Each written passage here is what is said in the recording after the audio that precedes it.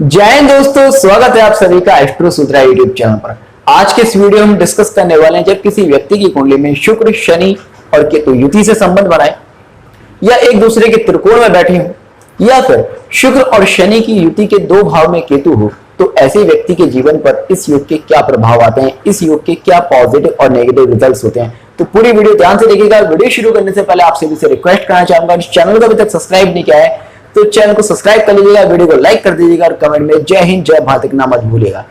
देखिए, जब भी किसी मेल या फीमेल चार्ट में योग बनेगा तो आप देखेंगे ऐसे लोग बहुत ही ज्यादा आध्यात्मिक होते हैं।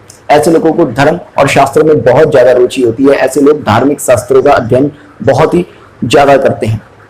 साथ ही साथ इन लोगों के अंदर मंत्रों को सिद्ध करने की जन्मजात एक क्षमता होती है। मंत्र सिद्धि योग भी इसको कहा गया है और एक संन्यास योग भी इसको कहा गया है, क्योंकि ऐसे लोगों के अंदर संन्यास लेने की भावना कई बार जागृत होती है। उसके रीजंस क्या है आप देखेंगे। शुक्र गुप्त ज्ञान को शो करता है, केतु वेद मंत्रों को शो करता है, शनि आपके प्रोफेशन का कारक और भगवान शिव का भी कारक है। भगवान शिव जो कि मंत्रों के, वेदों के और समस्त ज्ञान के अधिष्ठाता कहे गए हैं। इसलिए जब भी ये तीनों ग्रह किसी व्यक्ति की कुंडली में संबंध बनाते हैं तो इन लोगों के अंदर ये सारी क्वालिटीज जन्मजात होती है। आप देखेंगे इन लोगों को लॉ की बहुत अच्छी जानकारी होती है। कई बार देखा गया स्टडी भी ये लॉ वगैरह की करते हैं। ऐसे लोगों को मेडिसिन की, आयुर्वेद की बहुत अच्छी जानकारी होती है और ऐसा भी देखा गया है कि कई बार ये लोग प्रोफेशनल ना भी करें तो साइड में इस तरह का कोई ना कोई काम करते हैं जिससे कि लोगों को फायदा होता है। जैसे कि आपने देखा होगा बहुत सारे लोग दवाइयों वगैरह की जानकारी रखते हैं और कोई उनके पास आया, किसी से बात की, उसको एक मेडिसिन बता दी, किसी को होम्योपैथी मेडिसिन बता दी और इनकी बताई मेडिसिन से कई बार लोगों को बहुत ज्यादा फायदा भी होता है। आप देखेंगे ये लोग खुद पर भी एक्सपेरिमेंट करते रहते हैं। अलग अलग तरह की इनको कोई परेशानी होती है, किसी भी तरह की परेशानी हो तो अलग अलग तरह की मेडिसिन का ये यूज करेंगे और अपनी दवाई खुद से कर लेते हैं, क्योंकि इनके अंदर इस तरह की नॉलेज होती है, जन्मजात होती है, इनकी आत्मा का एक गुण होता है। आप देखेंगे जब भी किसी मेल या फीमेल चार्ट में योग बनेगा तो ऐसे लोगों की मैरिड लाइफ बहुत अच्छी नहीं होती।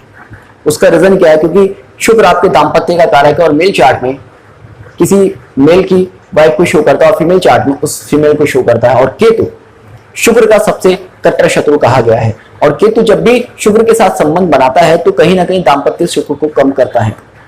कोशिश करता है कि ऐसे लोगों को मैरिड लाइफ में इंटरेस्ट नहीं होता। आप देखेंगे ऐसे लोगों की वाइफ को मैरिड लाइफ में इंटरेस्ट नहीं होता। हालांकि ऐसे लोगों की वाइफ बहुत ज्यादा सुंदर होती है, पढ़ी लिखी मिलेगी आपको ऐसे लोगों की वाइफ। ऐसे लोगों की वाइफ आपको वर्क ओरिएंटेड भी मिलेगी, धर्मशास्त्र वगैरह में बहुत अच्छी जानकारी रखने वाली मिलेगी, बहुत ज्यादा रिलीजियस मिलेगी। और कई बार इस वजह से भी इनकी मैरिड लाइफ अच्छी नहीं होती, क्योंकि वाइफ बहुत ज्यादा रिलीजियस होती है और रिलीजियस होने के कारण वो अपनी मैरिड लाइफ में बहुत ज्यादा इंटरेस्ट नहीं रखती। आप देखेंगे ऐसे लोगों को कई बार संतान प्राप्ति में भी दिक्कत आती है, क्योंकि सूर्य का भी संबंध यहां बनता है और सूर्य, शनि और केतु का जब भी किसी व्यक्ति के चार्ट में संबंध बनता है तो ऐसे लोगों को संतान प्राप्ति में दिक्कत आती है। और फीमेल चार्ट में आप देखेंगे ऐसी फीमेल्स को उनके प्राइवेट पार्ट्स में प्रॉब्लम होती है, कंसीव करने में कई बार प्रॉब्लम होती है, मिसकैरेजेस की समस्या अक्सर इस योग में देखी गई है। आप देखेंगे जब भी किसी मेल या फीमेल के चार्ट में कॉम्बिनेशन बनेगा तो ऐसे लोग तरह तरह की आर्ट्स में एक्सपर्ट होंगे। इंटीरियर डिजाइनिंग, फैशन डिजाइनिंग, ये इनके शौक होते हैं और इसमें एक्सपर्ट भी होते हैं। कई लोग तो आपको गारमेंट से रिलेटेड प्रोफेशन में इस योग वाले मिलेंगे।